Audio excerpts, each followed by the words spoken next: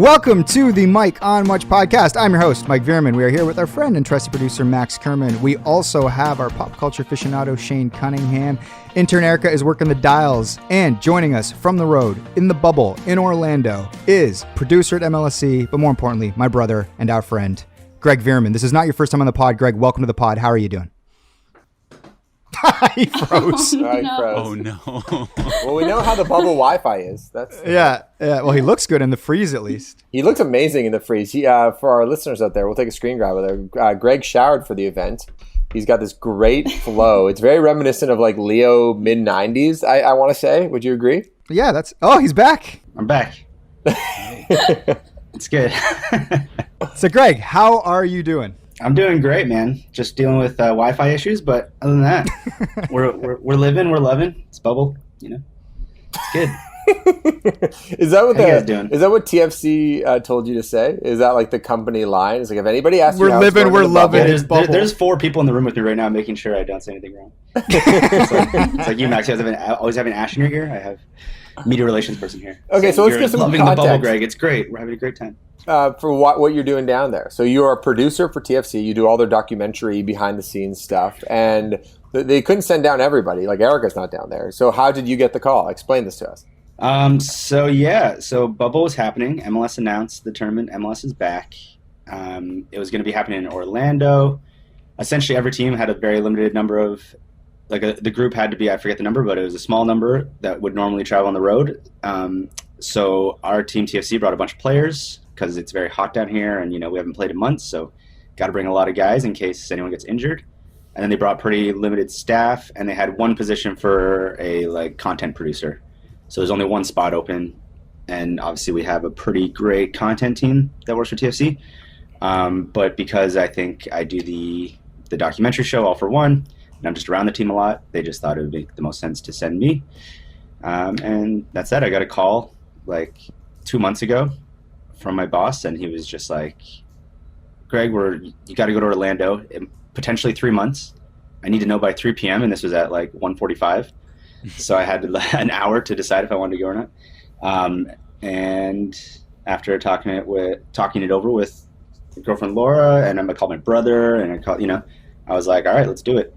And then it got delayed a bunch, and it turned out it could potentially be only 2 weeks, but here I am. Were you scared to go there?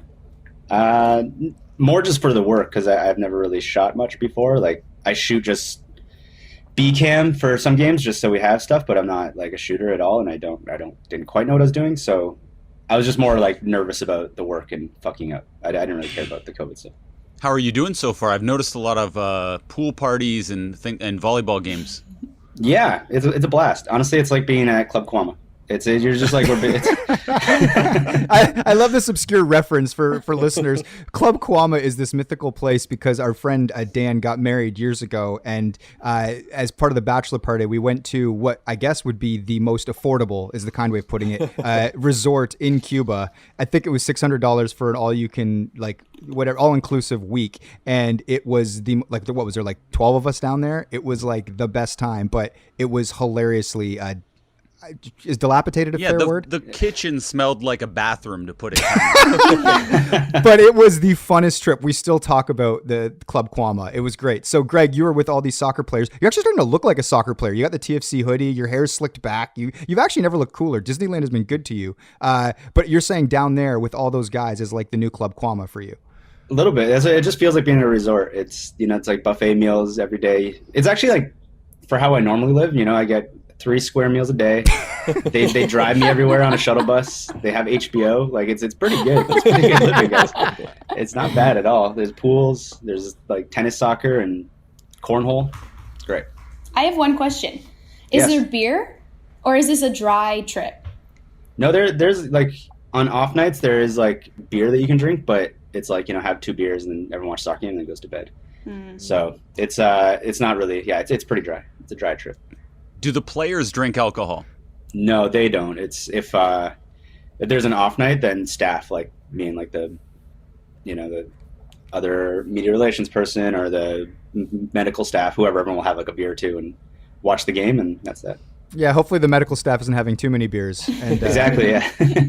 And then, yeah, but it's also the same where there's restaurants on the resort that you can reserve for certain nights. So we've had like a couple team dinners where we would go to like the Italian restaurant or the the sushi place or whatever it is. So. Speaking of your hilarious content, you've sort of like done this like Top Gun 80s sort of theme, showing all of the soccer players either playing volleyball or like swimming in the pool. I posted one of your videos just because I thought it was cool and you're doing great work. And somebody asked me outright if you play in any of the games with the soccer players, like if you jump in the pool after you're done shooting. So what's the relationship like with the guys? Are you jumping in that pool the minute you're done shooting? No, I run back to my room to edit it all together. And I just kind of like, I show up with my camera and kind of hang out in the corner and let them do their thing. And I just get like, yeah, it's like, it's a funny relationship where they know I'm the camera guy. I show up, they'll play to the camera, and we make jokes sometimes, but for the most part, I stay quiet so that you don't pick up my voice on the camera. And I just let them do their thing. So I'm kind of the weird guy who just shows up the camera and like gets all these guys playing volleyball without their shirts on, and then I go back to my room and edit it all together in like a very sexy video. Do you ask them if you can film, or is it just a given I can film? And do you ask them to take their shirts off, and are they ever uncomfortable with that? Greg, it's lunch. I haven't given them any direction, but I see like before they get all crazy, they'll look to see that the camera's on them, and then they'll start like getting all crazy. But I sometimes I'll ask. For this one, for that pool day, because it was like a regen day, it was the day after a game, I asked the trainer, I was like, is it cool if I come with my camera? He's like, yeah, just show up. So I did, and then you get there, and everyone loves it. Man. But for the Top Gun video, like I know you wanted it to be like Top Gun, and obviously in the movie they're all shirtless. So do you like politely say, hey guys, would you mind? I'm trying to do this homage. No, you'd think I'm like directing them, but I'm not. They're like the most, there's a specific group of guys that are just the most boisterous, like, little boy mentality. Like when they're playing the sports, they're just so animated and so amazing, and they're all just different cultures. There's like a Spanish guy, an Argentinian, a Brazilian guy, like, and then there's a French guy, like the first one. They're just so animated and like, yeah, like every time they have a point, I don't have to do anything. And it was just as I was shooting them, I was like, oh, this is exactly like that Top Gun scene. And I was like, and then I was like, I want to make it like that. So. What's the fear level like for these guys? Obviously, they're in great shape, and everyone's pretty young. Is like there any fear of being on camera shirtless? No. That would be my terror. I'd be terrified of putting volleyball shirtless on camera. Yeah.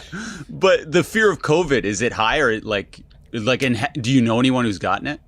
No, and so yeah, like coming down here, everyone was, I think, just had their reservations and leading in there was like this.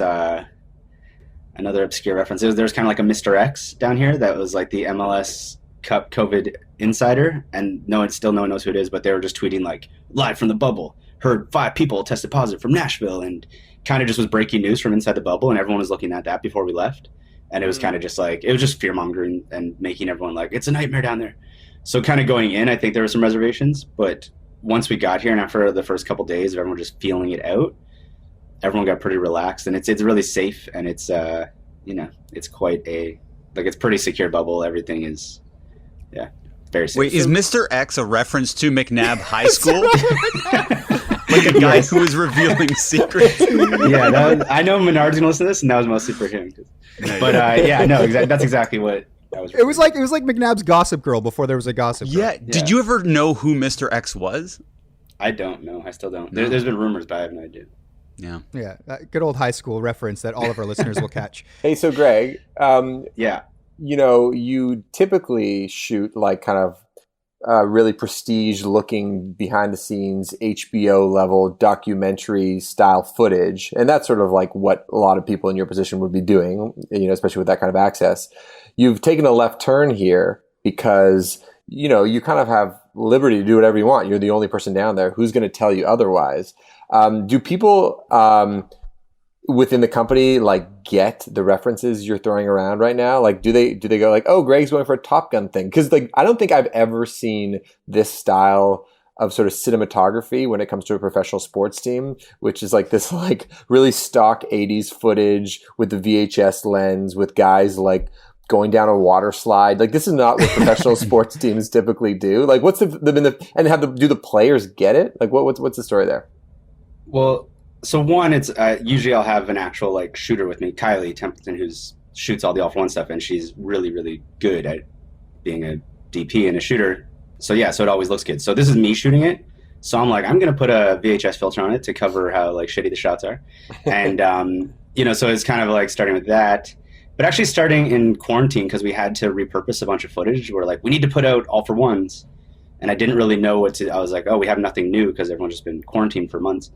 So I just started, me and Thomas, who edits a lot of it, I was just like, let's make we did one with Pazuello, who's one of our star players. He scored a bunch of free kick goals last year where he did the Panenka, where he just shoot it right down the middle of the net. But he did it 3 times last year. So I was like, oh, let's just make like a Gregory Brothers style video of like, we'll kind of make a song out of him talking about shooting Panenka. And we did it. I just kind of started doing it and no one really gave pushback. And then down here, I just decided to continue. It's just like if I have a funny idea, I'll be like, oh, I'll roll with it and see how it goes over. And so far, it's gone over pretty well. I think people like it. People like the fun personality videos because a lot of like sports coverage is so like self-serious and sports, we're here to win, like everything on the line to win, and that's fine. And like it, we do that stuff. But when guys are like shirtless playing tennis soccer, it's like you can't really make that. You can't put dramatic music on that and make it slow mo and make it cool. It still seemed like they wanted to win, though, and were very competitive with it. Oh, they are. Yeah, that is like, it's a very competitive game. They all want to win. They're all professional athletes. So, yeah, just when I do it, it's more like it makes me laugh, and it's kind of doing that 3 for them, 1 for me type thing. So, yeah. You have an editor down there helping you with it, or are you doing it all yourself? No, I'm doing it. Yeah. Those are some fancy edits. Where'd you learn all those tricks? I don't know, man. Just over the years, you pick it up. And, man, you've come so far from Mohawk. Yeah. Because I don't Mohawk, remember you ever sitting down at the Avid. I don't think I ever went to the edit class. Yeah. It was too early in the morning. But yeah, no, just picked up. So yeah, I've been kind of shooting, editing, and producing everything down here. How often are they doing the tests? Do you get it like daily sort of deal? Yeah, actually, I have one coming up at 11. So in 45 minutes. It's every other day. Is it painful? Is it ticklish? I've heard various reports. It is. I'm kind of used to it now, but the more, just because every other day it's like your nose kind of gets raw or something. So sometimes you'll go in and it's like, oh, that was a breeze, and then the next time you go in, it hurts a lot more. So there's no real, depends who you get, I think. And it's a big room and there's a bunch of people doing the swabbing, so you just kind of, it's a luck of the draw. And sometimes guys will go and like go to that person. They were great, like very very quick. So they're a gentle swabber. Yeah, guys kind of, or like before we left, I got tested like 4 times before we actually left. And there was one woman that came in to do the testing the last 2 times, and she would put it in your nose and then count to 10. Ooh. And she'd be like 1, 2, 3, and then she'd get to 7. She'd be like, we're almost there. 8, 9. So she was the worst, and I was like, everyone was like, stay away. But yeah. But down here it's been pretty like quick. Hey, Greg, how close are you to the NBA bubble? And do the guys on the MLS team talk about like, how they're being treated versus what the NBA guys are being treated? Like, is that get brought up much? The guys have kind of talked about how they brought down their practice courts and that kind of thing. But it's just, I don't know where they are, but I think they're using the same, like the ESPN Wide World of Sports. Like, I think they're using the basketball courts there. I don't really know. But guys it looks very similar from what I've seen online, like the food and stuff. It's all somewhat similar. The rooms are all kind of similar. I think they're living pretty much the same experience, just at like a bit of a fancier hotel, and they're like just NBA players, so they're like doing shotgunning beer contests and having like a great time with it.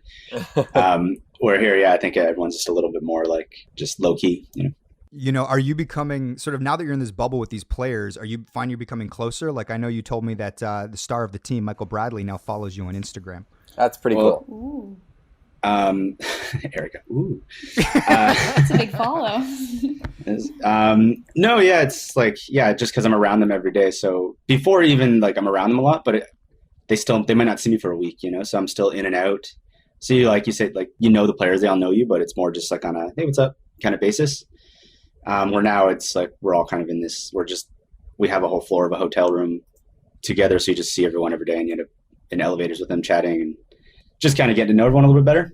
But I'm still me, and I'm not like, I feel like if Mike or Max were here, they'd be like everyone's like best friend. I'm still like, I still kind of do my thing. I keep it kind of like short conversations and then get to my room and edit everything. I'm like doing a lot of work. So when I'm not out at the meals or shooting stuff, I'm like back here sorting through footage or editing or, kind of just by myself. But for the most part, getting tighter. It's all very fun and everyone's super friendly and nice. So Did you get any double taps? on the posts? I haven't posted anything, but No, I know, but when somebody adds you, sometimes they'll get drunk and they'll just go through your back catalog and like all your stuff. Michael went, he was like, I didn't know you were in Sansep, huge fan. So that was nice. Now he knows that about me, but no other double taps. Just a Sansep show. Hey, Greg, before we let you go, you do have a lot of time on your own. Are you watching anything that you can recommend? Because you're pretty good in isolation, I feel like, and you always have good taste in movies and music. What do you got for us? I watched Dave season 1. Thoughts? On Shane's recommendation, and then I heard you talking about it. And it was good. Oh, okay. Just good. Come on. It wasn't great though. You didn't think? No, it was like, it was fine. It was good to watch. It was just like, I've just seen that character as many times before, and Fuck you. You're a hater. A zillion times. Yeah. Who else is like that character? Woody Allen, Larry Woody Allen? David. Like, it's like just that. Well, that's 2. Yeah. Like very like self-obsessed, like everything around, like it's just everything revolves around him. But then it's like, I figured out by the end of the season, he like has the moment with his girlfriend and realizes. But then, let's not ruin the whole show here, Greg. Yeah. Okay, my last question is about babes. Stephen A. Smith was saying that NBA players couldn't handle it because they're going to be going crazy wanting to just get with women. Are you noticing any people sneaking in, any dates or anything like that? I haven't seen it. I haven't seen anything happen. No rumors, though? No, honestly. But I'm not like, I don't know if I would hear those rumors if there were any, but I haven't seen any of that. I've seen tweets online about the NBA bubble. Like I saw someone tweeting like after 3 days of the bubble, it's like, I've already been invited in. The season's never going to happen. But none of that is happening around here that I know of or I'm aware of. So pretty secure, mate. Everyone's pretty well behaved. Everyone's just here to win. We're in it to win it, Shane. We didn't come here to lose. That's what everyone keeps saying. Are you reading off a teleprompter right now? Yeah, no, I told you there's 3 people in the room with cue cards. Yeah, and a gun. Yeah. What'd you think of, we already talked about this, so I know your answer, but there was a moment there where, because Greg's in the States, and he wanted to watch Palm Springs, the new Andy Samberg movie, which is on Hulu. I want to see that. But Greg couldn't get into Hulu because he's got a Canadian credit card. So we had to do some maneuvering, and I sorted it out with our good friend and former podcast, Matt Unsworth. So Greg is using Unzi's Hulu login to watch Palm Springs. I also watched Palm Springs, and Greg, we don't have to rehash it, but we both really liked it. We did like a massive sort of text chain about it. Oh, yeah, I loved it. It was... Again, yeah, it was really good. It's exactly like Groundhog Day, though. Greg. I know. That's why I'm like, I just said Dave is. They're aware, though, I feel like that they're derivative. They're almost like the idea of like The Day After Tomorrow or like Happy Death Day or Groundhog Day or all of these repeat movies or like the Natasha Lyonne show, Russian Doll. It's like they're kind of aware of the idea of a multiverse or like it's almost like institutional knowledge that they have in the film. It would be like if you got caught in a time loop, Shane, you would know that Groundhog Day existed and you would use that information in a weird way. So it kind of is like, it's aware in a sense that kind of gets it around the fact that it is derivative for sure. Yeah. And derivative isn't always bad either. No, like you can do a good version of that and a bad version of that. Yeah. It's like a super charming, good. Yeah, it's just a really charming, good movie. Speaking of charming, good things, his interview with Bill Simmons was very funny. Andy Samberg. Did you guys listen to that one yet? No. I got to check that out. It's really funny. He has a good story about how during quarantine, he's got around to watching Mad Men finally. And how he's like, I'm friends with Ham, but it's never really come up about the show. So like, do I text him now? Be like, hey, got a chance to check out your show. It's really good. But you like him way more. You always like Andy Samberg, but he's just as lovable as you hope. Yeah, I liked it. Shane, you should see it. You'll like it. Okay, I'll try. I'll contact Unsworth. Speaking of things to listen, you were saying you listen to the Samberg pod. I also reached out to Greg, and Jim Miller, who has the Origins podcast, just released one for the movie Almost Famous. He has the entire cast. Oh, that's sweet. It is like, I've only listened to the first episode, but I immediately messaged my brother and I'm like, this was like made for us. You have to listen to this. And they go like, the first episode is just casting, and it's Cameron Crowe talking about how we did 3 months of character work with Brad Pitt as the Billy Crudup character. And Natalie Portman was going to be Penny Lane. Sarah Polley was going to be Penny Lane at one point. And then Brad Pitt drops out. Anyway, it's like, it's so good. Shane, you'll love it. I meant to message you as well. But Greg, did you listen to the first episode? I have it downloaded, but I haven't listened to it yet. Oh, anyway, I recommend it to our listeners, and that's only after one episode. If you're into I'm movies, going to do that today. All that. Yeah, it sounds awesome. Like right up my alley. I really want to listen to it. Maybe today. My last question for Greg is: have you talked to Qoma, our grandmother, yet? I haven't called her yet. I will. I keep forgetting. Call your grandmother. I will. I'll do it. What have you guys been up to? How's things back home? Well, you got to listen to the pod if you wanted to catch up. Yeah, are you sticking around this whole episode? Yeah, let me stick around. I listened to one of the pods. Oh, I thought we were just hanging up on you. Yeah. No, let me hang out. I was listening to... Clearly the bubble is a little boring. No, let me hang out. And forever. This is great. Greg, you can stay on the pod if you want. Do you want to keep going on top? Please, let me do it. Let me do it, because I listened to one of the pods the other day when I was like, oh, it's like hanging out with my buds. So... All right, good. So, Greg, hang out until you have to go and do your COVID test at 11. Yeah. Okay, perfect. All right, let's move on to topics. This is kind of cool because Greg is coming in cold, actually. He doesn't even know the topics. He hasn't been prepped like us. All right, the first topic we're going to talk about is sports names. In the news lately, we talked about this a couple pods ago. The Washington professional football team said that they were going to drop their racist nickname. They did do that, and everyone's been kind of waiting to see what they wanted them to unveil the new name, and so everybody's been kind of waiting around, like, what are they going to be called? What are they going to be called? And then they sort of like with a thud announced yesterday that they're just going to be called Washington Football Team, which is the most generic sort of pretty weird. Funny. Have you seen this story, Shane? No, but that's funny. Oh, I'm not saying you're joking. I think that's pretty funny. you like it as a move, like marketing wise. It's just like, yeah, it's kind of neat. Okay, isn't hot it? take, I guess. And I don't know if it's them being like, we'll just be the most. It's generic like when a thing guy ever. is named Guy. There's something neat about that. So yeah, they're the Washington Football Team. Seattle has the 32nd NHL franchise. They just released their logo, their name. They're called the Seattle Kraken. Does anyone know if it's Kraken or Kraken? I know it's a mythical, like, Nordic beast, an ocean beast of some sort. Mm-hmm. And I remember it from like the Clash of the Titans movies. And people are already sort of killing that name. Listen, names are hard. Changing your name, coming up with new names. We obviously have seen this in the world of music because of the Dixie Chicks changing to just the Chicks, or Lady Antebellum, who are in a huge mess because they took somebody else's name and now they're fighting that whole thing.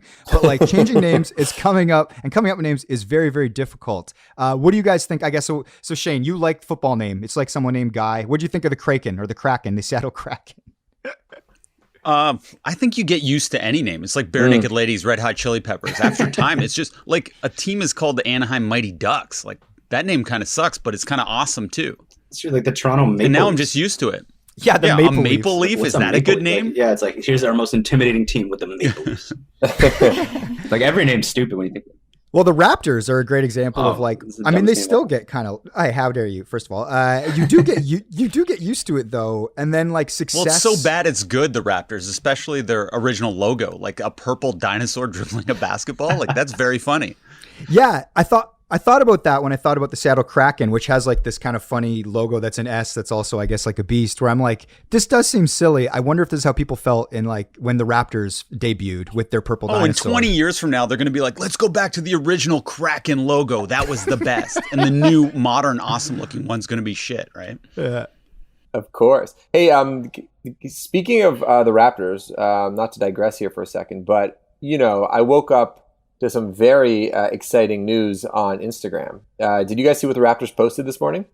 No. I want you to go on your phone right now on Instagram, and I want you to see what the Raptors posted this morning. This is this is the kind of thing I get off on. This is the thing I really love more than anything in my life. Any amount of money or whatever. It's just this kind of experience.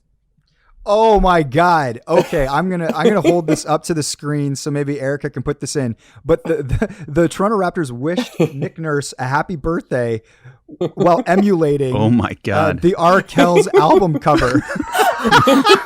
And Nick is all 5 members. Did you guys design this? Or did this surprise you? Wow. They didn't tell us at all. I just woke up. I was like, what the hell is this? And I texted Nick. I was like, oh, because I texted him earlier in the day. I texted him like first thing in the morning, like something like, happy birthday, buddy. Like, how's it going? Whatever. And we're just chatting. And then I see this thing on Instagram come up. And then he said, that's nuts. Sheesh. Look at the monster you created. But it's fun. Funny and fun. In capital letters, fun. What did manager Ash think of that? I'm sure she's quite angry she wasn't notified, didn't get any money from it. No, she loves it. We love the Raptors. Is the nut taking full credit for it? Oh, yeah. Yeah, he orchestrated that social media move.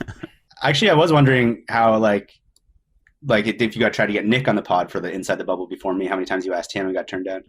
We've never made that ask, I don't think. We never have. I think it's like, it's kind of better. They're friends. Just to be friends and cool. I mean, I'm sure one day we'll get him on, but when the time is right. But I feel like there's another thing that we need to respect, which is like, we know Blake Murphy. I know Eric Kareen a little bit. I met Josh Lewenberg. Like, these are guys that are like covering the beat all the time. And if we like kind of overstep and we're like in getting time that they could have with Nick, that might be, not the right move. So yeah, but you've had Kyle Dubas on.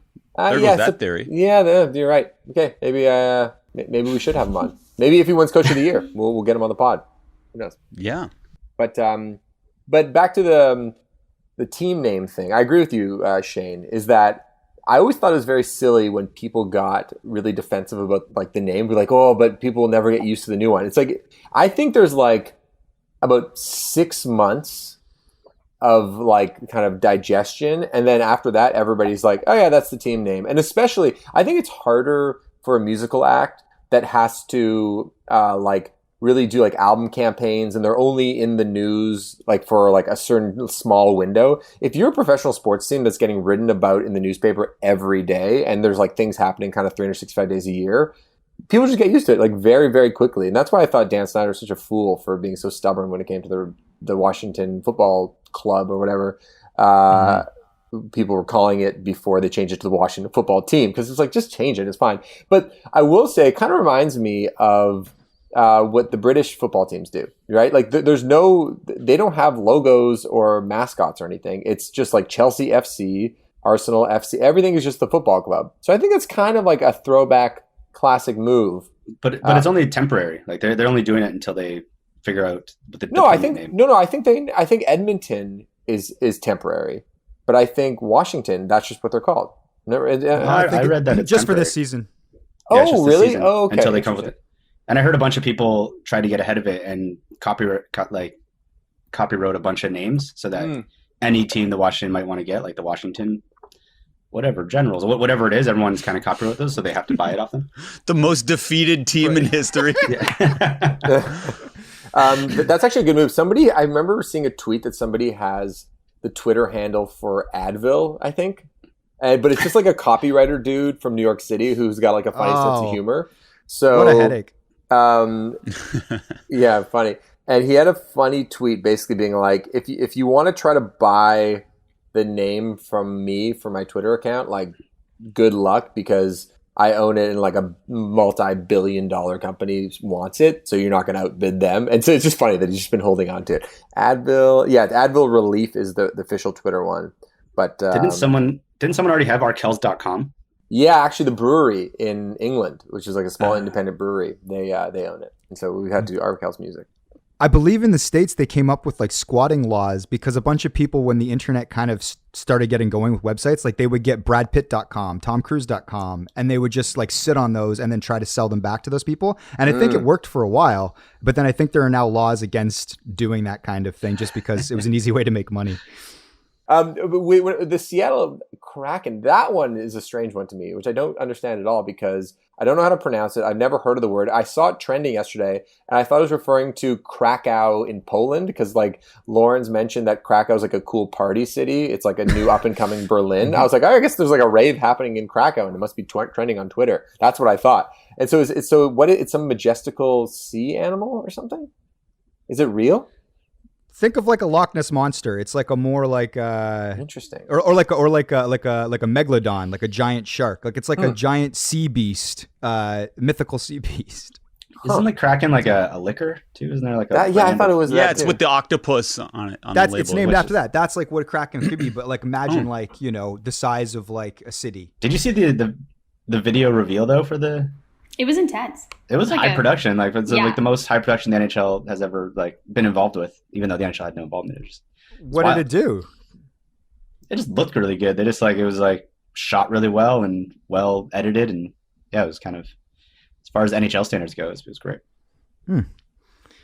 All right. Well, these are the names. Like I agree with Shane what he said. We've talked about this for years. Like Foo Fighters is not maybe the best name in a brainstorm, but he does it and then it moves forward and they become one of the most successful bands in the history of rock music. And then you just go, yeah, they're called Foo Fighters. What's a Coldplay? You know what I mean? Like it's like anyway. So I think that to Shane's point, the sports teams will probably fall into that category as well. like the Beatles. That's not a good name. Beatles is good because it's Is the it? bug, Why? but it also well, think about it. It's like the Turtles or the Beatles or the Birds. It's like people were picking animals as band names, but they had the word beat in it. So it's like it was clever on top of the little, you know, the little bug that you could see. Maybe it's just institutional, but I do think that it's I think it works. Dude, And maybe I'm convinced. Who came up with the Beatles? Who was it? John Lennon. Was it John Lennon? I Apparently. always thought that the Tragically Hip was a good name. Yeah, Tragically, me like, too. I'm Smashing tragically- Pumpkins, Tragically Hip. Yeah. Yeah, these are are good good names. Lakers Um, is a good name, even though it wasn't in, you know, they were the Minnesota Lakers. There are no lakes in LA. What so when is the a team- Laker? Oh, okay. It's just someone who likes lakes. Yeah, so like, and like Minnesota's the land of lakes. So when they were the Minnesota Lakers, it made sense. And then they moved And you the hit team a to LA. 3-pointer, it's like splash. Yeah, I There like you it. go. I don't think there was a Cannonball. 3-point line back then, to be honest. So. No.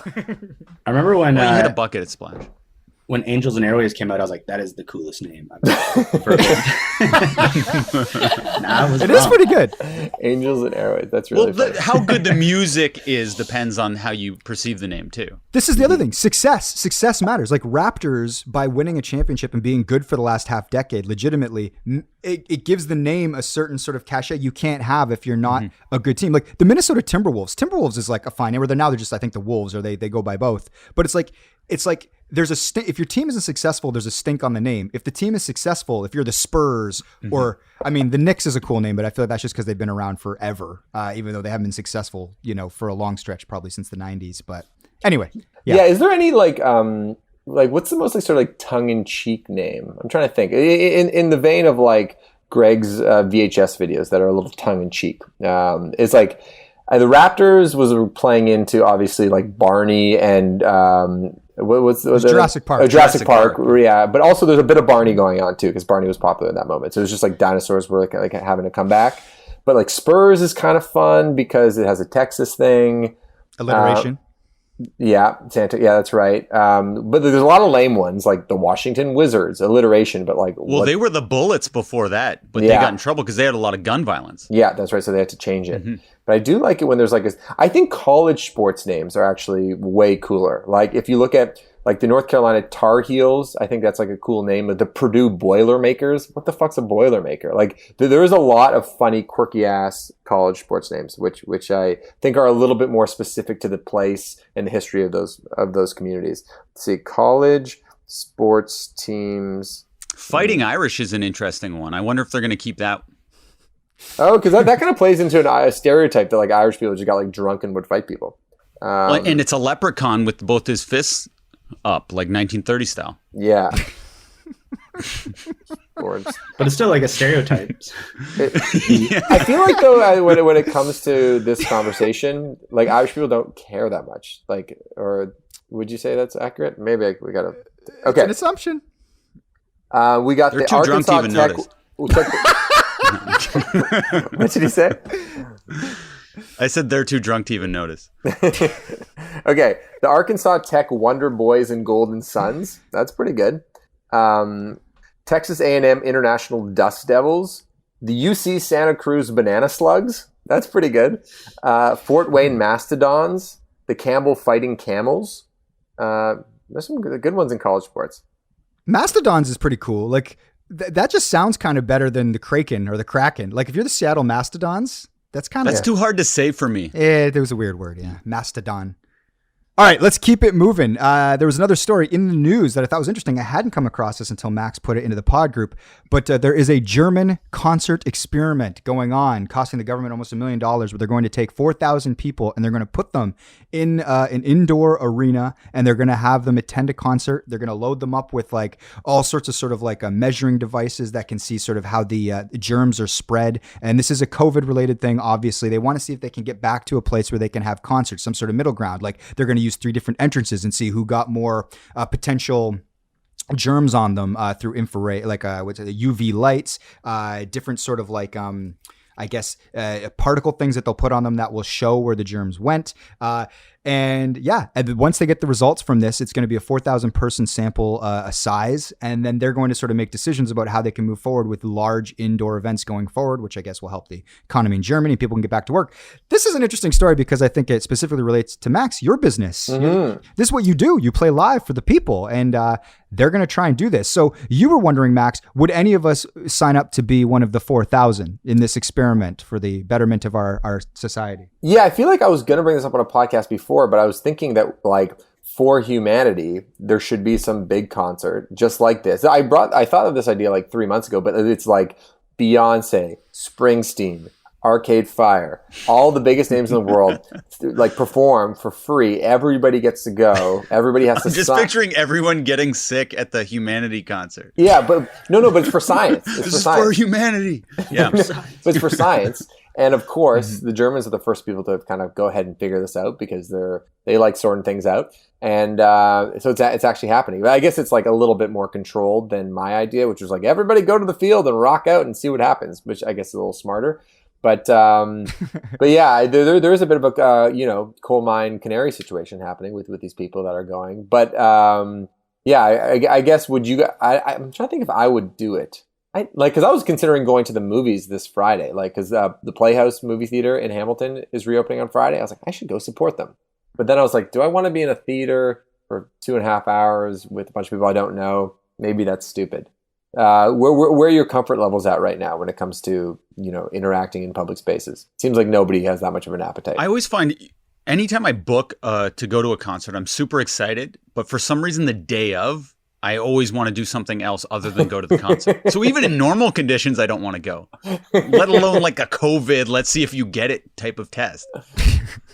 So you're out. Yeah. Okay. Greggy, what would you do? Would you be one of these 4,000 people that goes to this concert? Are they paying you, or do you just go like for the volunteer? Oh. And they have an artist, a German artist, who's performing, who I didn't recognize. I asked my German friends about the artist, and he's like, "This is a trash artist. You don't want to go to the show anywhere." Oh, you got to get the Du Hast guys. What are their names? Oh, Rammstein. Yeah, Rammstein. Ramstein. Yeah. Dude. I don't know. It's in Germany. It'll probably be pretty lit. Bet you everyone will be getting into the extracurriculars. So I feel like it would be kind of fun. But I don't know. Well, you're clearly adventurous. You're in the bubble. You clearly go to this German concert. Yeah. Yeah, I'd go for sure. Why not? Erica, would you go to a concert in Germany so they can see who can attend concerts going forward? Well, it said everyone has to take a test before and pass. And if you were negative, you can't go, obviously. So I feel like if you're amongst people who are COVID negative, that would be kind of fun.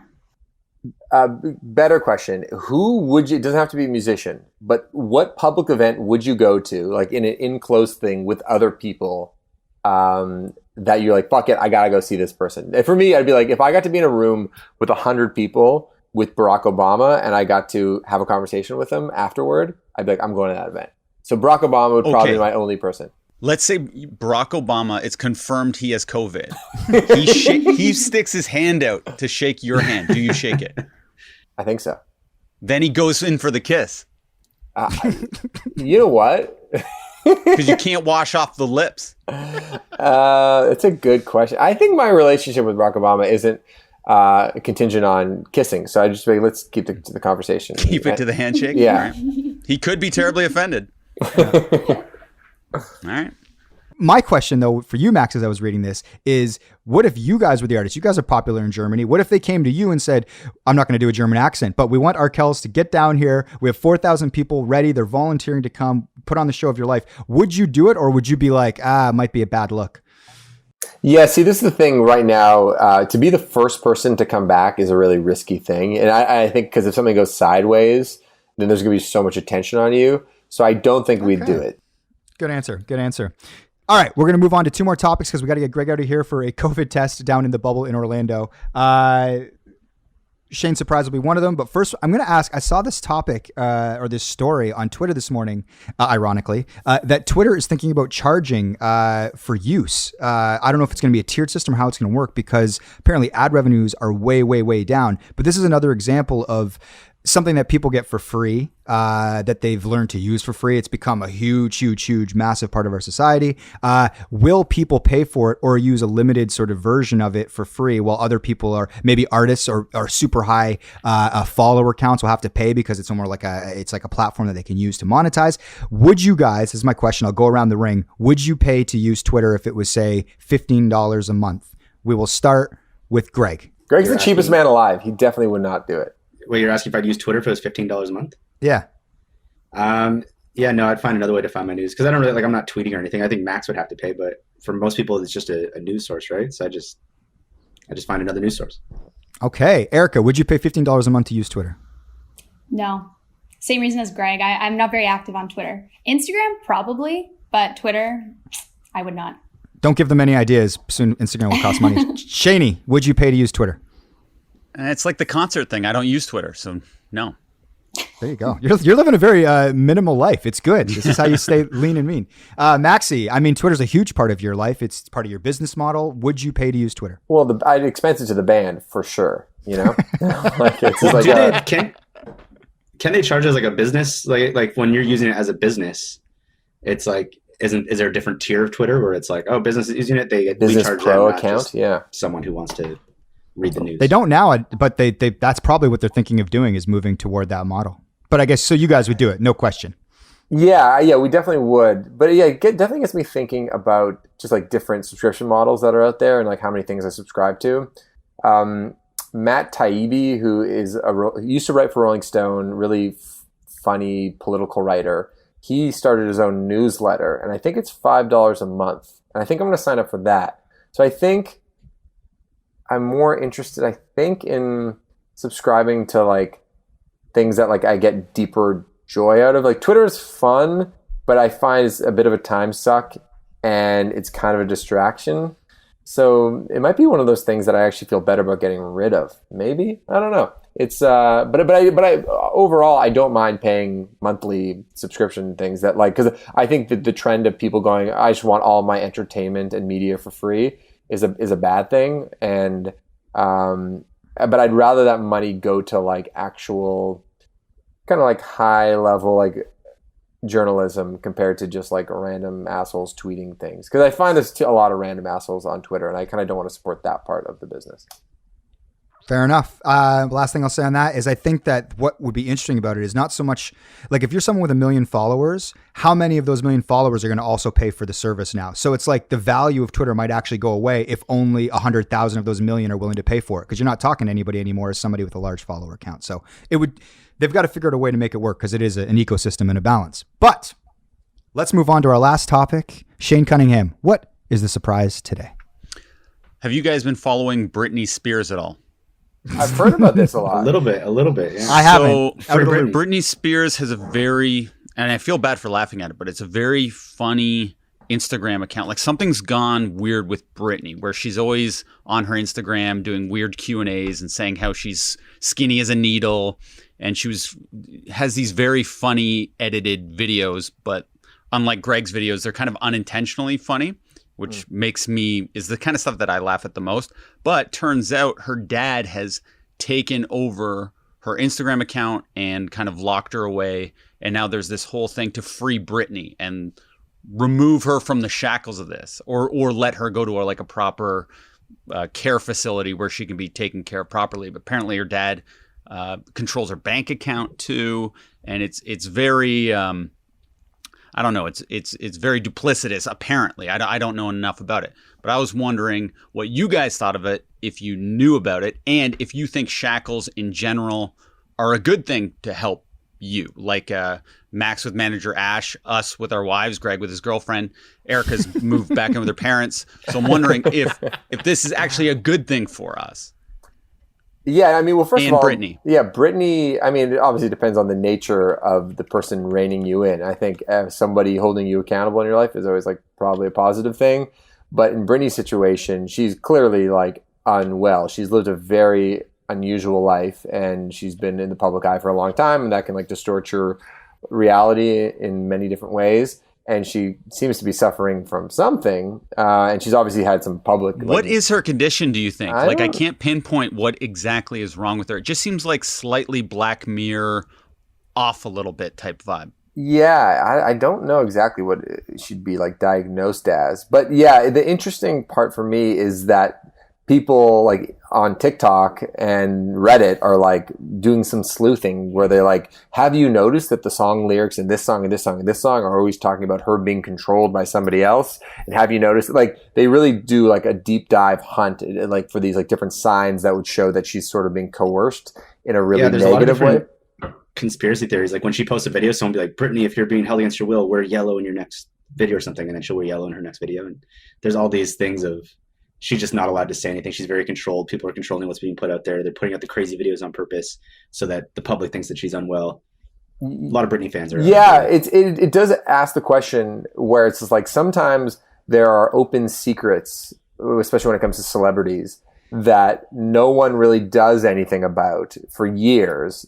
You say the Epstein thing, and then all of a sudden it all comes out that this like brutal shit like actually was happening. So I wonder if we're going to get to a point with Britney where, you know, these people have been talking about this pretty openly, that her dad basically is just a bad dude and she's unwell, and then the truth does come out. But then also there's a reality where the dad is a totally caring guy, and he's really just trying his best to help his daughter who's kind of unwell, and knows that maybe his daughter can't, care for her children in the way that she needs to. And so he's like, I need to be very much in the picture, and I need to control a lot of different aspects of her life, including her finances, because otherwise she'd just be broke, and her mom is sort of untrustworthy, and I just need to be a good father and be actively involved. Like, that is also, I suppose, a reality. So it's just hard to know when these internet conspiracy people go down the rabbit hole, like, what is the truth? Because I wouldn't be surprised if either were the truth, I suppose. Right. Yeah, I guess it's hard to know. What about you in your personal life, like being whipped by manager Ash? Do you think that's good for you, or do you wish you could break free a little bit? No, Ash 3 and I times, have Max, a lovely day. She's honestly, what happens is I just come over to her apartment. I like throw all my shit everywhere. I kind of like destroy her place. I'll like I'm having a shower. I got to shave. I'm kind of like walking around her place in my underwear, just ranting and raving, and then she'll like make me this incredible breakfast. Like, we're about to probably have like bacon and eggs right now with like fresh avocado that she just bought. So it's actually pretty awesome. Is this in the contract? Like, how did you come to this agreement? Mike, how would you live? Because I feel like Danica is a yin and yang quality. Like, I've seen you as a single man, but I feel like she reins you in important ways. If we're up to you, you'd just be like eating Taco Bell and, you know, watching Star Wars most days. What do you think? Well, I'm not a Star Wars man. I'm a Star Trek man. Sorry. Big difference for the nerd set. But I think it's good for me. My life is better with, they say you're better half or whatever. Everything with a partner, I think there's a yin and a yang. And the thing is, I love having Danica in my life because it does balance things out. Like, if I'm left to my own devices, I'll just like hang out in pubs watching basketball and eating Taco Bell, like you said, which again isn't a bad life. I enjoyed that life quite a bit, but my life is so much more sort of like rich, and I find I get more stuff done when it's like there's accountability, and it's like I have to factor in all of those things when, you know, having somebody else. That's sort of the reason people get into partnerships, I think, is because it makes your life richer, although it's probably a lot more work and there's a lot more compromise, but the benefit is way better than the alternative. For sure. What about you with your parents? Are you ever like, oh, I wish I could be free? Or when you're maybe grounded, you're like, oh, I deserve that. They were right. Are you still getting grounded right now, Erica? Yeah, that's a good question. No, I haven't been grounded in a few years now, so that's good. Yeah, it's going to be like obviously kind of weird being home, but it's also COVID time, so I feel like it's a good time to maybe like reset and I don't know. If you were grounded, would you abide by the rules or would you break free?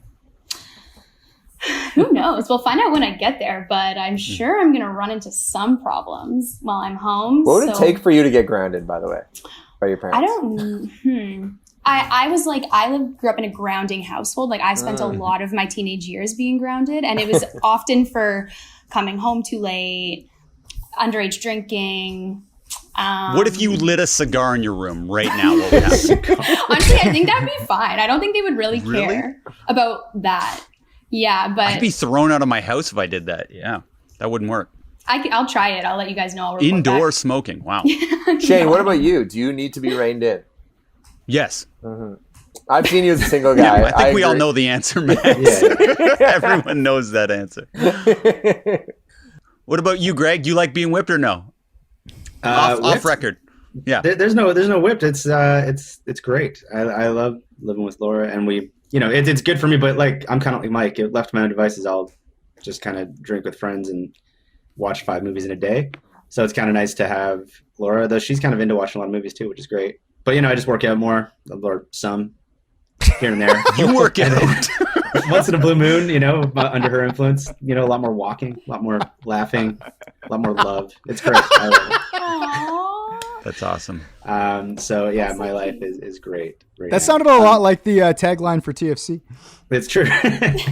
But Shane, I did want to say that I guess I haven't really talked to you, but congrats on second baby. Oh, thank you. Have you I did wonder with the second baby, I think people care less, right? Have you got less like congratulation messages or like acknowledgement for it? Yeah. Much less. Yes. Everyone And just I care less too, honestly. Like I care less, people care less. It's good though. Pressure's up. Yeah. All right, Okay. Greggy, thanks for joining us, buddy. Thanks, that was fun. Be safe in the bubble. Good job, Thanks guys. everyone. Bye bye. Later, y'all. Bye.